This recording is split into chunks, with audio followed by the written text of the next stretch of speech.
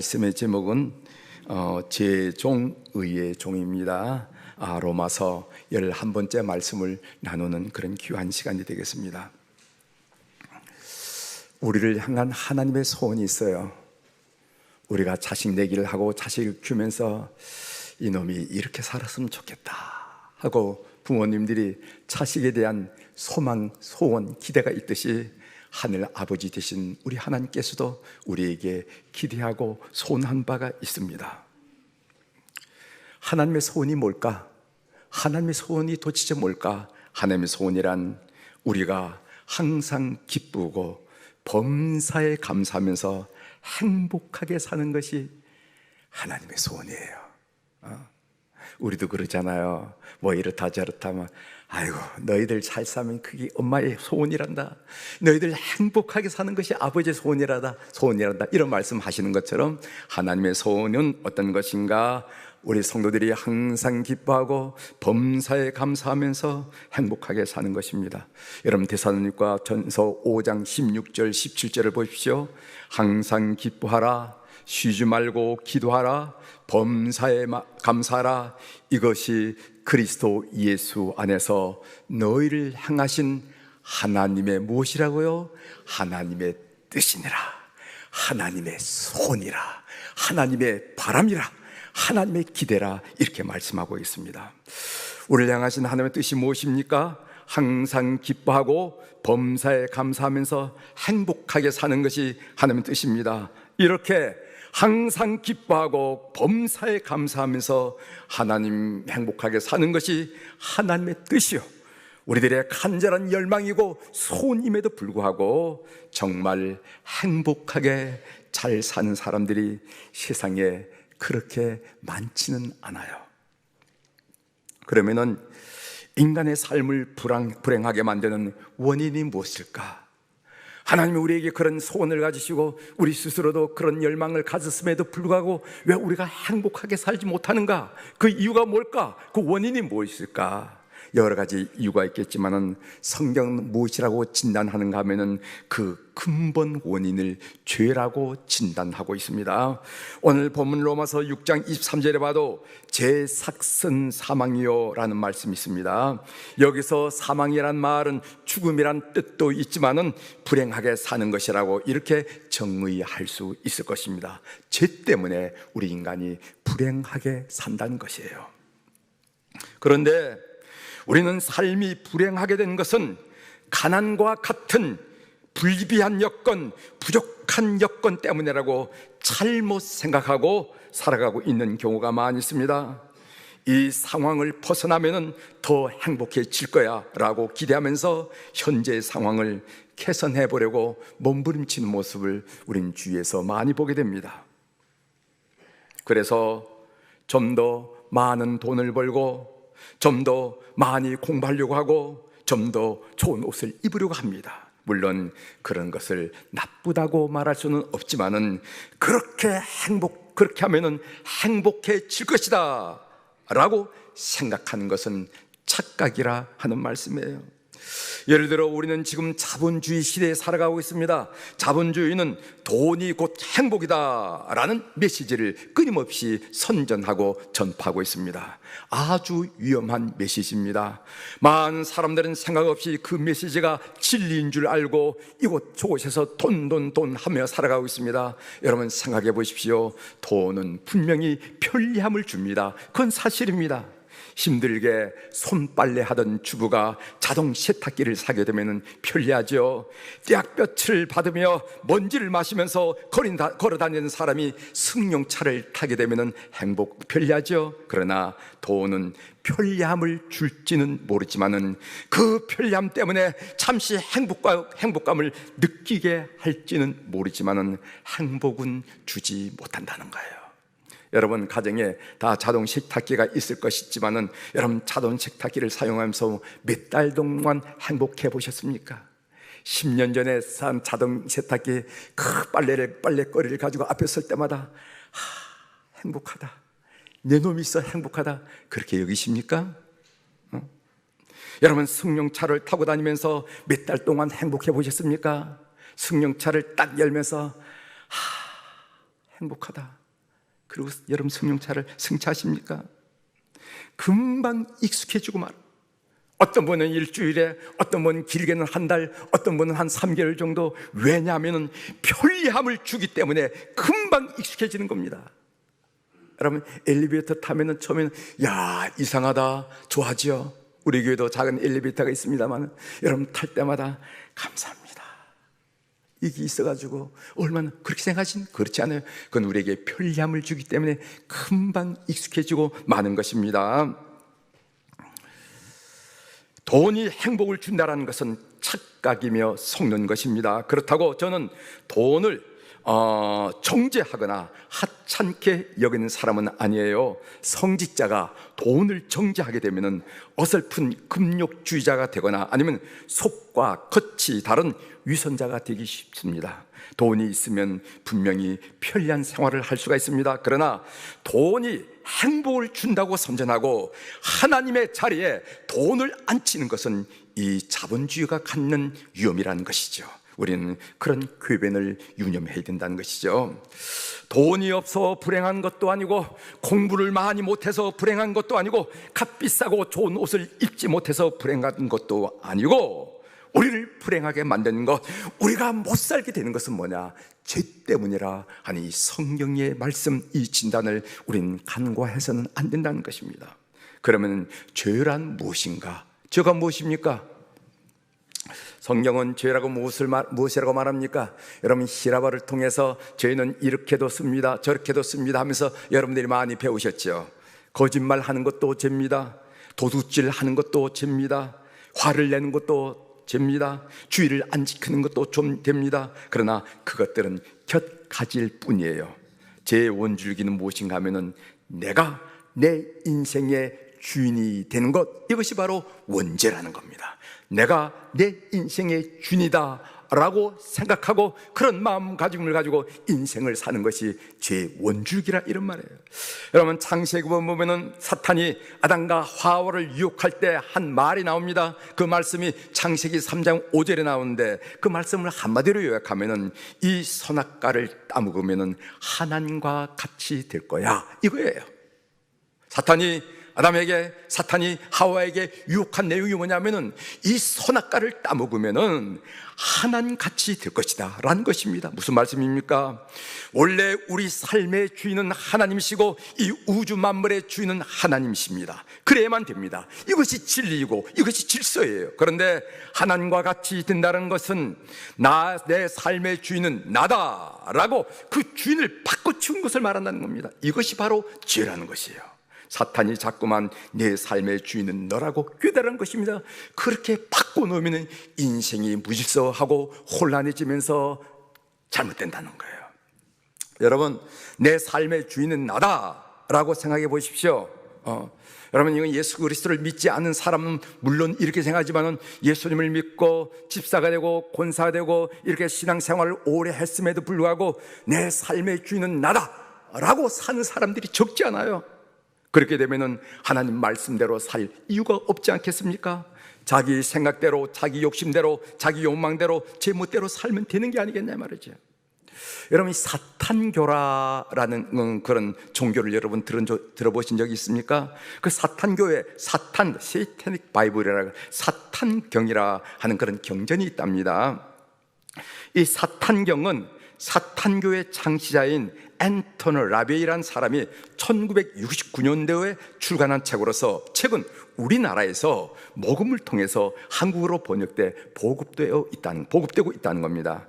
지난 2월 8일 날, 그러니까 지난 수요일이 되겠죠, 한국일보 취재 결과 목표 금액이 2천만 원인데, 요즘 책 한 권 내려면 한 2천만 원 들어야 되지 않겠습니까? 2천만 원인데 2개월 만에 2배가 넘는 5,370만 원이 모였다, 이렇게 합니다. 그리고 그 모금 운동에 참여한 사람이 1,880명이라 하는 그런 신문을 본 적이 있어요. 한국의 영적 형편이, 우리 한국의 영적 상황이 이렇게 지금 돌아가고 있다 하는 것을 우리 교우들이 알아챌 필요가 있습니다. 사탄경에는요, 절제 대신 탐닉하라, 사탄경의 그 성경 내용이에요.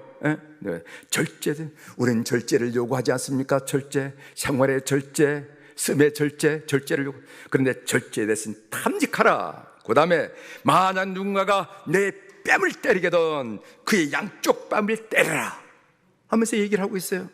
사탄경의 1장 1절에 나온 말은 뭐냐 하면은 여러분의 주인, 삶의 주인은 바로 여러분 자신이다. 마음껏 즐겨라, 마음껏 탐닉하라, 마음껏 살아라, 마음껏 이렇게 얘기해요. 사탄은 아담 때로부터 지금까지 철학의 이름을 빌어서, 문학의 이름을 빌어서, 음악의 이름을 빌어서, 과학의 이름을 빌어서, 종교의 이름을 빌어서 인간을 향하여 내 자신이 내 삶의 주인이 되라고 그렇게 꾀고 욕하고 있는 것을 보게 됩니다. 죄란 무엇인가? 죄란 것은 하나님을 내 삶의 주인으로 삼지 않고 내 자신이 내 삶의 주인이 되려는 태도를 말합니다. 이것만 확실하게 인간에게 의식화시켜 놓으면 사람은 하나님의 뜻대로가 아니라 자기 욕심대로, 자기 욕망대로, 자기 멋대로 살게 돼 있다는 것입니다. 이렇게 되면 사람은 죄의 종이 되어 오늘 성경에 있는 말씀처럼 결국 망하고 만다라는 것입니다. 여러분, 성령이 우리 속에 오시는 것은 늘 강조하지만 우리로 하여금 하나님과의 관계를 맺고 우리의 삶을 성공적으로 만드는 것이, 영생 얻게 하는 것이 성령이었어요. 그러나 사탄이 우리에게 오는 것은 처음은 호감을 주지만은 결국 우리를 망하게 하고 죽음에 이르게 하는 것이 사탄의 역사라는 걸 여러분은 아십니다. 여러분, 이 죄의 종, 아니 무슨 죄도 종이 있느냐 말이죠. 한번 죄 지르고 말면 끝나는 거지 무슨 죄의 종이란 말이 있는가 이렇게 생각할지 모르지만 제가 한번 예를 들어 설명해 드리겠습니다. 죄의 종이 될 수가 있습니다. 여러분이 사업을 하던 어떤 분이 이중장부를 만들어서 탈세를 하면서 돈을 벌었습니다. 믿을 만한 직원을 격리로 채용하고 그를 통해서 그와 같은 일을 하는데 처음 몇 해는 너무 좋았습니다. 그러나 나중에는 코가 꿰고 말았다는 것입니다. 왜냐하면 회사와 사장의 비리를 구석구석 알고 있는 그 격리 직원이 회사와 사장을 위협하기 시작했습니다. 나중에는 사장이 꼼짝 못하고 그 격리 직원의 종이 되고 말았다는 것입니다. 이게 바로 죄의 종이 된다는 말이에요. 처음에는 죄가 우리를 유혹할 때는 나름대로 즐거움이 있을 것 같고 나름대로 재미도 있을 것 같고 나름대로 우리의 호기심도 충족시켜 줄 것 같습니다. 그러나 일단 죄를 범하면 그 순간부터 우리는 죄의 종이 되고 맙니다. 자유를 잃어버리고 혼란스러워지고 기쁨을 잃어버리고 모든 게 뒤죽박죽이 되는 거예요. 뒤죽박죽이. 우리는 내가 내 삶의 주인이 되려고 하는 이 죄와 싸워야 합니다. 싸워 이겨야 합니다. 우리가 진정 행복한 삶을 원한다면, 정말 여러분들이 진정한 행복한 삶을 원하시잖아요. 행복한 삶을 원한다면 우리는 그 세상의 어떤 것보다 먼저 우리 속에 있는 죄와 싸워 이기셔야만 됩니다. 이것이 참으로 잘 살고 행복하게 된 유일한 길임을 잊어서는 안 된다는 것이죠. 어떻게 죄를 이길 수가 있을까? 우리가 뭐 힘을 써서 씨름하듯이 죄를 이길 수가 있을까? 그 죄를 이기는 방법을 여러분들에게 좀 설명을 드릴 텐데 여러분 마음속에 꼭 기억해 놓으시길 바랍니다. 제가 사역했던 이 집시는 들깨가 많아요. 우리 한국에는 들깨가 거의 없지요. 거의 들깨를 본 적이 없어요. 다 애완견, 반려견이 있었어요. 도시 변두리를 조경하다 보면 개들이 때로 몰려옵니다. 정말 무서워요. 개들이 킁킁거리고 때로 몰려오면은. 그럴 때 개를 이기는 방법이 있어요. 여러분 모르시죠? 저는 경험적으로 알고 있습니다. 3단 접법이야. 첫 번째로는 개를 이기는 방법은 도망가지 말고 버티고 서서 노려보셔야 됩니다. 여러분이 개를 만났을 때 무섭다고 도망가면 백발백중 여러분들이 뒤꿈치를 물리거나 허벅지를 물리게 돼 있어요. 도망가면 반드시 물리게 돼 있습니다. 개가 나보다 약하네 하면서 달려가 쏜살같이 달아와서 여러분들의 엉덩이를 물거나 허벅지를 물거나 종다리를 물게 돼 있어요. 그래서 첫 번째는 도망가지 말고 버티고 서서 노래합니다. 두 번째로는 개처럼 쭈그리고 앉아야 돼. 딱 쭈그려 앉아. 세 번째로 어떻게 되는가? 손으로 돌이나 막대기를 집어들고, 막대기는 집어들고 돌 같은 걸 던지고, 그러면은 개들이 도망가는 것을 봤습니다. 죄를 이기는데도 성경이 이 3단 전법을 가르쳐주고 있어요. 첫 번째는 어때요? 마귀를 대적하는, 죄를 유혹하는 마귀를 대적하는 겁니다. 우리를 유혹하는 마귀를 대적하는 겁니다. 그래서 야고보서 4장 7절에 있는 말씀처럼 야고보 4장 7절 하반절에 마귀를 대적하라, 그리하면은 너희를 피하리라. 이런 말씀이세요. 마귀는, 사탄은 영적 실체이고 인격적인 실체이기 때문에 대적해야만 물러간다는 것입니다. 마귀가 유혹할 때, 이 마귀야, 내가 모를 줄 알았지, 어디 한번 해보자. 하나님 아들인 내가 이기냐, 아니면 네가 이기냐, 하나님의 딸은 내가 이기냐, 네가 이기냐, 한번 해보자. 사탄아 물러가라 하면서 여러분들이 사탄을 대적하야만 사탄을 이길 수가 있습니다. 둘째는 엎드리라는 거예요. 엎드리라는 말은 기도하라는 말입니다. 누가복음 22장 40절에 보면은 우리 주님께서 이렇게 말씀하셨어요. 유혹에 빠지지 않게 기도하라 하시고, 우리에게 밀려오는 유혹의 손길, 사탄의 유혹에서 우리가 빠져 엄청난 일을 당하지 않으려면 유혹에 빠지지 않게 기도하라고 이렇게 말씀해요. 여러분, 기도를 잃으면요 유혹에 빠지기 쉬워요. 유혹에 빠지기 쉬워요. 세 번째로는요, 은혜 받는 말씀의 막대기를 들으라. 말씀의 막대기를 들으라. 여러분, 성경을 펴서 경황이 없어 잊어버렸던 은혜 받았던 말씀들을 확인하십시오. 그래서 에베소 6장 17절에 보면은 성령의 검, 곧 하나님의 말씀을 가지라 이렇게 했어요. 성령의 검, 하나님 말씀을 가지라. 하나님의 말씀이 충만하면은 그만큼 죄와 멀어지게 됩니다. 그래서 아침마다 일어나서 말씀을 묵상하고 퀴트한 사람의 삶과, 아니면은 그냥 밥 못 먹고 그냥 사는 사람하고 그 삶이 다르다는 거예요. 다르다. 말씀으로. 그래서 머리에는 구원의 투구를 쓰고, 가슴에는 의의 흉배를 붙이고, 혈에는 진리의 띠를 띠고 복음의 신을 신는데, 이건 다 방어무기예요. 그런데 하나님께서, 성령께서 우리에게 공격무기를 두 가지를 주는데, 하나는 뭐냐면 성령의 검, 말씀. 여러분, 말씀이 있어야만 여러분들이 사탄을 이기고 여러분들이 시험 받을 수가 있습니다. 또 하나는 무시로 기도하는 것, 기도. 하나님 우리에게 성령의 검과 말씀과 기도를 주셨어요. 이게 어설프거나 이렇게 되면요 여러분들이 유혹에서 견뎌낼 수가 없다는 것입니다. 죄와 싸울 수 있다는 거죠. 하나님의 음성 듣기로 제가 본문을 묵상하면서 이 본문이 우리에게 던지는 질문이 있구나 생각했는데, 그 질문은 뭐냐면은 너는 누구를 삶의 주인으로 모시고 있는가 하는 질문이에요. 우리 고사님이 쭉 읽으셨죠. 쭉 읽고 여러분 묵상해 보시길 바랍니다. 그 묵상을 하다 보면 하나님이 그 말씀을 통해서 여러분 각자에게 질문해. 너는, 아무개 집사는, 아무개 권사는, 아무개 장로는, 아무개 성도는 누구를 삶의 주인으로 모시고 있느냐 묻고 있는 거예요. 여러분, 오늘 본문에 보면은 우리의 삶의 주인을 누구로 삼느냐 하는 내용의 말씀이 많이 나옵니다. 한번 확인해 보도록 하겠습니다. 로마서 6장 12절을 찾아보십시오. 그러므로 너희는 죄가 너희 죽을 몸을 지배하지 못하게 하여 몸의 사욕에 순종하지 말고, 이렇게 하셨어요. 죄가 우리의 삶의 주인 노릇을 하지 못하게 하라는 말씀이죠. 이어서 로마서 6장 13절 하반절에 보면은 오직 너희 자신을 죽은 자 가운데서 다시 살아난 자 같이 하나님께 드리면 너희 지체를 의의 무기로 하나님께 드리라, 이렇게 말씀하셨어요. 하나님을 우리의 삶의 주인으로 모시라는 말씀이 아니겠습니까? 또 로마서 6장 16절 하반절에 보면은 혹은 죄의 종으로 사망에 이르고 혹은 순종의 종으로 의에 이르니라, 이렇게 했어요. 우리의 삶에 죄를 주인으로 모시게 살고 하면은 멋이 있을진 모르지만은, 재미있을진 모르지만은 그 결국은 사망에 이르고, 하나님을 주인으로 모시고 그렇게 순종하고 살면은 그는 의와 영생에 이른다고 말씀하고 있다는 것입니다. 이런 모든 말씀의 요지는 무엇인가? 그것은 너의 삶을 죄가 컨트롤하지 못하게 하고 하나님이 컨트롤하게 하라 하는 그 말씀이 아니겠습니까? 윌리엄 틴들은요, 그의 로마서 강론에서 이렇게 말한 것을 제가 읽은 적이 있어 여러분들에게 소개해드리겠습니다.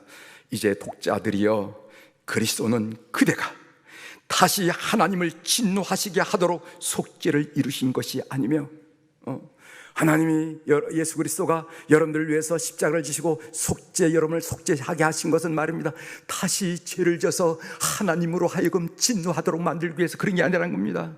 그대가 계속해서 죄 가운데 살도록 하기 위해서 그대를 위해서 죽으신 것도 아니고, 예수님이 십자가를 지신 것은 우리가 계속해서 죄 가운데 살도록 하기 위해서 십자가를 지신 것도 아니고, 그대가 돼지처럼 옛 웅덩이로 다시 돌아가게 하도록 그대를 깨끗하게 하신 것도 아니라, 우리가 예수님의 보혈로 우리를 깨끗하게 하신 것은 돼지가 자기 그 웅덩이로 그 지지방 곳에 가져간 척 그렇게 다시 가가지고 지저분해지도록 하기 위해서 우리 주님께서 피를 흘리고 우리를 깨끗하게 한 것이 아니라는 겁니다. 오직 그대가 새로운 피조물이 되어 육신의 뜻이 아니라 하나님의 뜻을 따라 새로운 삶을 살도록 하기 위해 그렇게 하셨다는 사실을 기억하기를 바란다, 이렇게 얘기했습니다. 여러분, 교회에 나오면은 주님이란 단어를 많이 사용하기도 하고 듣게 됩니다. 여러분들도 오늘 교회에서 주님 하면서 기도하면서 예배를 준비하셨죠? 이 주님이란 고백이 참 좋아요. 이 주님이란 고백은 예수님을 내 삶의 주인으로 삼습니다 하는 고백입니다. 이제까지 내가 내 삶의 주인인데 이제 포기할 거예요. 하나님을 내 삶의 주인으로 모시고 그 말씀대로 살도록 하겠습니다 하는 의미가 주여 주님, 이 고백이란 겁니다. 이제까지는 내가 내 삶의 주인이었지만 주님을 내 삶의 주인으로 모십니다. 주님 뜻대로 살겠습니다. 그 고백이 바로 주님이라는, 이런 뜻이 주님의 이란 한마디에 들어있죠. 여러분의 생명의 주인은 누구죠? 네? 하나님.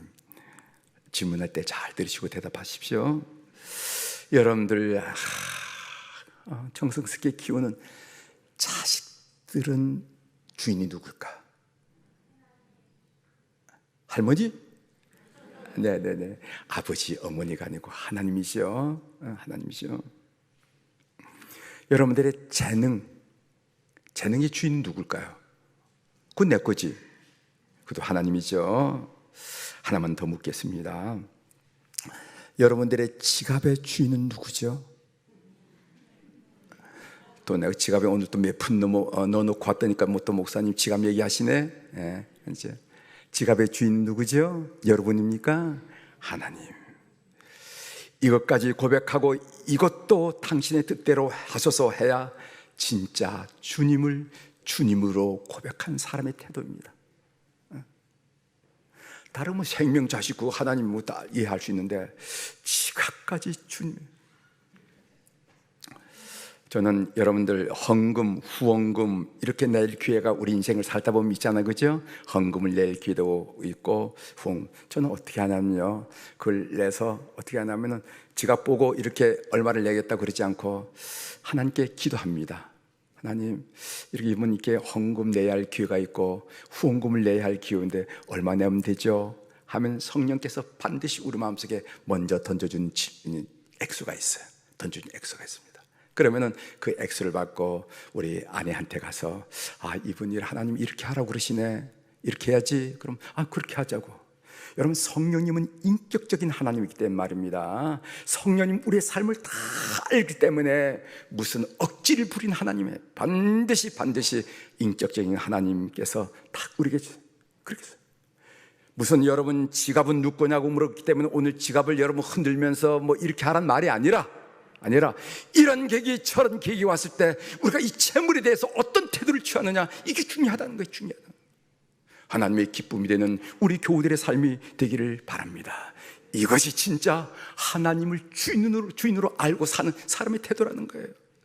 여러분, 당신 뜻대로 하소서라는 좋은 글이 있어 여러분들에게 소개해드립니다. 한번 잘 들으십시오. 아버지, 나를 당신께 맡기나이다. 내 뜻대로 마시고 당신 뜻대로 하소서. 내가 교만으로 고개 쳐들 때 사랑의 매로 내 무릎 꿇게 하시고, 살다 보면 교만으로 고개 들 때가 있잖아요. 그럴 때 사랑의 매로 내 무릎을 꿇게 하시고, 내가 유혹에 무릎 꿇을 때, 유혹을 받아서 무릎을 꿇을 때 내 몸을 일으켜 당신을 찾게 하십시오. 주님 도와달라고, 주님 나를 붙들어 달라고 당신 찾게 하옵소서. 아버지, 나를 당신께 맡기나이다. 내 뜻대로 마시고 당신 뜻대로 하소서. 내가 바라는 내가 되기보다는 당신이 바라는 내가 되게 하시고, 내 안에서 나는 점점 작아지게 하시고 내 안에서 당신은 점점 더욱 커지게 하옵소서. 아버지, 나를 당신께 맡기나이다. 내 뜻대로 마시고 당신 뜻대로 하소서. 내가 원하는 것을 얻는 것은 세상이 주는 것일 뿐이기에 당신 말씀대로 살아가면서 하늘이 주는 참빛을 얻게 하소서. 아버지, 나를 당신께 맡기나이다. 내 뜻대로 마시고 당신 뜻대로 하소서. 이런 글인데 참 은혜가 되어서 여러분들께 소개해드렸습니다. 이 시간 우리도 한번 고백하고 싶어요. 여러분 찬송가 549장 한번 펼쳐보시길 바랍니다.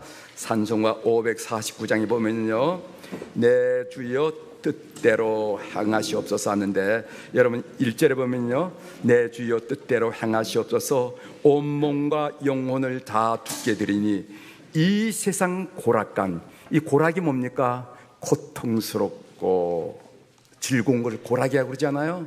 이 세상 고락, 내 삶에 이 세상의 고락을 경험하지만 그러나 선하신 우리 주님의 손길을 의지하고 신실하신 우리 주님을 의지하기에 내 주여 뜻대로 하옵소서 고백한다는 겁니다. 2절 보세요. 내 주여 뜻대로 행하시옵소서 큰 근심 중에도 낙심케 마시고. 여러분 인생살이는 저를 비롯해서 우리 성도들 앞에도요 큰 근심거리가 있습니다. 그리고 장애도 있습니다. 그리고 걱정거리도 있습니다. 염려거리도 있습니다. 없는 게 아니에요. 예수 믿는다고 다 있지만은 큰 근심 중에서도 신실하신 하나님, 좋으신 하나님 그 손길과 그분을 믿기 때문에 주의 뜻대로 하옵소서 이렇게 고백한다는 거예요. 여러분 3절은 더 놀라워요. 내 주여 뜻대로 행하시옵소서 내 모든 일들을 다 주께 맡기고 저 천성 행하여 고요히 가르니 살든지 죽든지 뜻대로 하옵소서. 우리가 삶을 살다 보면 사고로 아니면 삶은 질병으로 죽음도 맞이하지 않겠습니까? 살든지 죽든지 하나님의 섬세한 사랑, 그 놀라운 것들을 신뢰하면서 기쁘게 뜻대로 하옵소서 하는 이 기도가 있는 거예요. 제가 어느 가정을 신방을 해가지고 이렇게 간단히 설명드리고 이 찬양을 부르는데, 찬양을 다 끝나니까 그 신방을 받는 그 가정의 부인이 눈물을 줄줄 흘리더라고요. 눈물 줄줄. 그 깊은 사연은 모르겠지만은 그 눈물의 의미는 알 것 같아요. 주의 뜻대로 하옵소서 하는 의미가 아니겠습니까? 우리 한번 찬송 부르고 마지막 말씀을 좀 정리하도록 하겠습니다. 내 주여 뜻대로 549장입니다.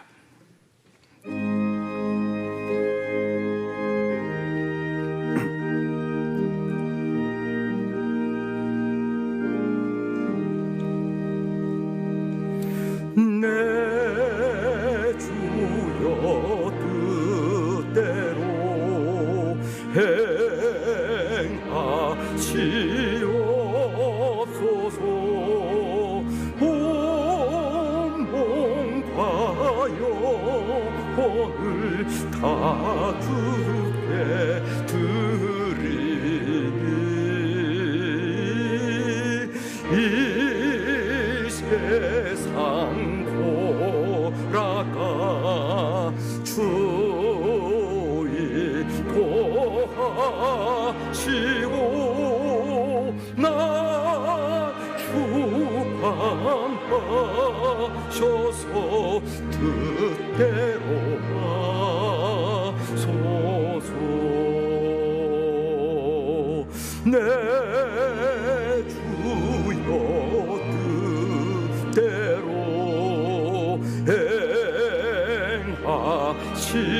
행하시옵소서. 큰 근심 중에도 낙심케 마소서. 주님 뜻대로는 울기 도하셨네. 날 주관하셔서 뜻대로 하소서. 내 주여 뜻대로 행하시옵소서.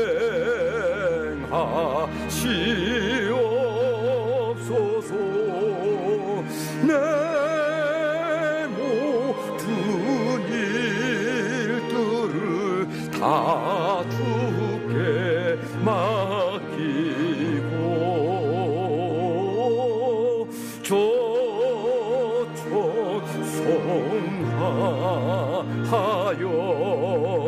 고요히 가리니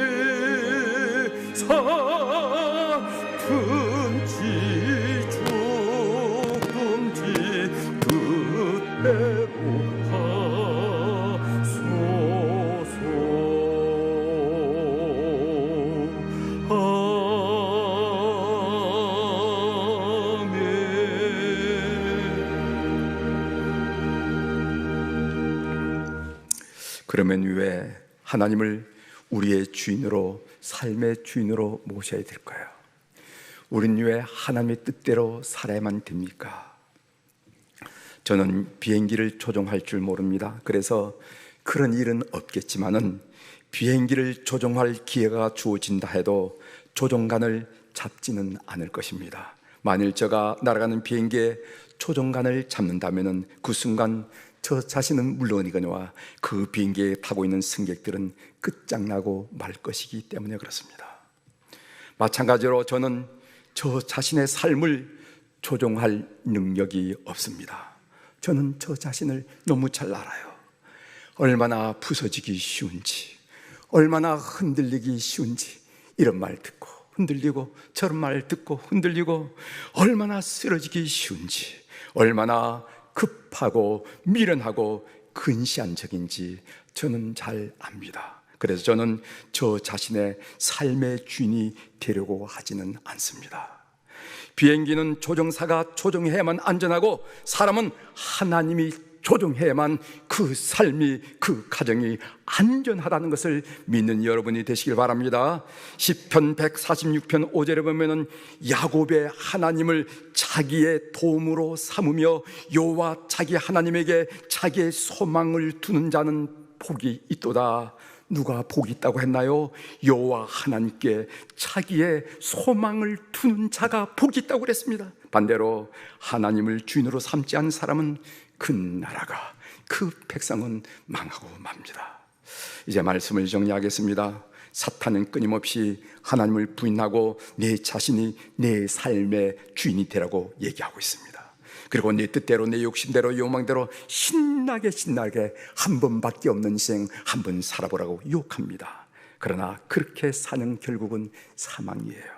하나님을 주님으로 모시고 그 말씀대로 사는 여러분에게 영생이 있음을 믿으시길 바랍니다.